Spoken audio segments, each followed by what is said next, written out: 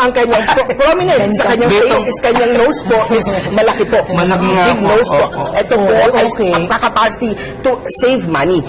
Nakita mo yung nose niya, yung nostrils niya hindi kita. Maganda po ba yun? Maganda po yan. Ibig sabihin po niyan, marami siyang pera, magaling siya mag-save at mag-invest. Isa pang point kay Bentong is kanyang wings of kanyang nose po signifies very thick po. Ito yung capacity naman to earn money. Ang mga nose na ganyan, sila po ang perfect na nose. Malaki, tago, malaki, makapal po yung wings. Oh, I didn't know that. Yes! Perfect nose. Tama. Yung kanyang tip of the nose naman is the wealth, yung investment, how much amount of money nasa kanyang bank account. Isa pang prominent natin makikita natin sa kanya po is kanyang forehead. He has a very strong forehead. Paano natin malaman malaki ang forehead? Ipatong po natin yung finger natin sa taas ng eyebrow. 1, 2, 3, at 4. Kasya sa kanya 5. Ang mga tao may mga taas. At pag nag-side view siya, makikita mo yung kanyang forehead is nakatalagang protruded. Yes. This person matalino, marami siyang wisdom. Totoo naman. Magaling siya mag-isip at mabilis mag-isip. Marami siyang ideas. His eyes, the eyes is the window of our soul. Mababasa mo isang person, ano ba, masaya siya, pero yung eyes niya, makita mo kung malungkot o hindi. Siya po yung taong very emotional. If you will see his eyes, he is very happy on the outside, where his eyes inside is very emotional. Opo. Isang pang prominent sa kanya is kanyang ears. Opo, yung ears niya po is very long at yung kanyang earlobe is very thick. This person will have prosperity or may call good life or good fortune sa buhay. Thank you po. Thank you po. Positive. Si Dassery naman. Dassery. Dasuri, opo, let's see Dasuri. Oy, nakita natin. Ay, oo. Malaki po. Minafadan yun na. Oo, malaki. Oo, malapad yung noon niya talaga.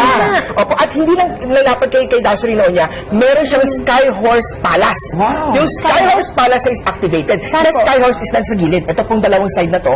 Yung gilid niyan, walang hair. Ang mga tao sa side niya, yung sa gilid ng buhok niya po is walang buhok.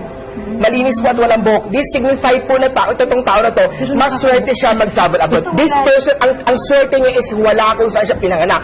She or he has to travel abroad or ibang lugar. I'm leaving. Kasi meron silang Sky Horse Star. Sky Horse Star. At saka yung kanyang forehead is also very big at prominent. Matalino, magaling mag-isip. No? Yung career nose na is very strong, career luck. Pero yung lips niya, nagka small lips. Small lips person signify this person, pag may mga hinaing siya, may mga reklamo siya, she tends to be more, keep it to herself na lang. Hindi lang siya magreklamo, hindi siya magreklamo. At siya, mahaba ang pasensya.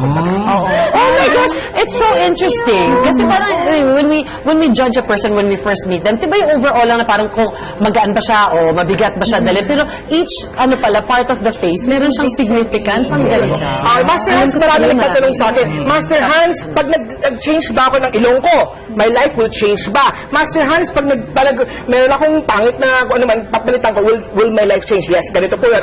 Ang answer po dyan, the character of a person will not change. The destiny also will not change. However, a person's way of thinking will change. Because may kita mo sa salamin, uy, dating pangit ang nose ko, tignan mo naman ang haba ng aking career. So, Confidence is different. Yes, so yun.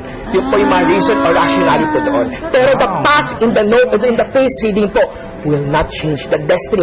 Again, destiny is nandiyan tayo lahat. Nasa ating mga hand pa rin, nasa ating mga kamay pa rin, ating own determination kung paano natin i-reach yung success o ating failure. Importante po yung confidence natin.